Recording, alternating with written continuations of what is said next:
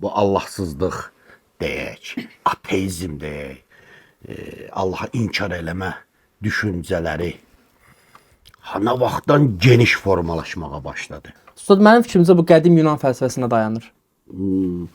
Qədim Yunan fəlsəfəsində olan bəzi filosofların fikrinə baxsaq, onlar ateist idilər. Onlar nisbətən deist idilər. Deist idilər. Niyə?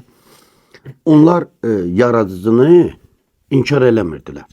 Onların da deist olma səbəbləri var idi. Və elə bunlar ateizmin səbəbləri idilər.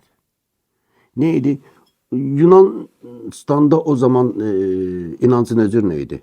Hansı formada idi? Çox Allah. Çox Allah'lıq. Yer Allah'a, göy Allah'a, nə yağış Allah'a, nə bilim bulud Allah'a, nə Allahlar. Filosoflar da ağıllı adamlardılar. Baxırdı ki, çox bu qədər Allah ola bilməz.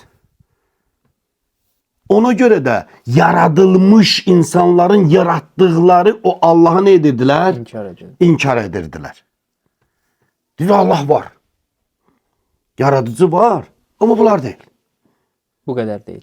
Bu qədər deyil. Və bunlar deyil. Sizin dedikləriniz deyil. Əsasən ateizm yaranır Avropada 17-ci əsrdə, 18-ci əsrdə. Yaranma səbəbləri var. Tarix bunu deyir.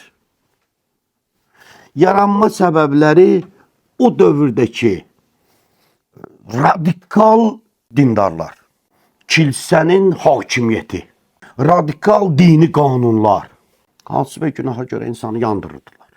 O zamandakı Avropadakı kilsənin elmə qarşı çıxması nə qədər alimləri öldürdülər.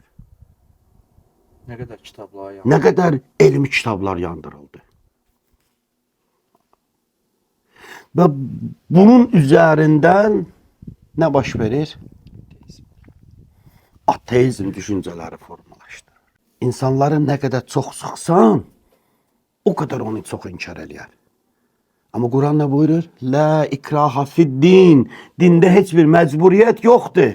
O məcburiyyət, o zor görsən insanlarda ikrahın darcıysa da inkar gətirir. Buradan başladı yaranma.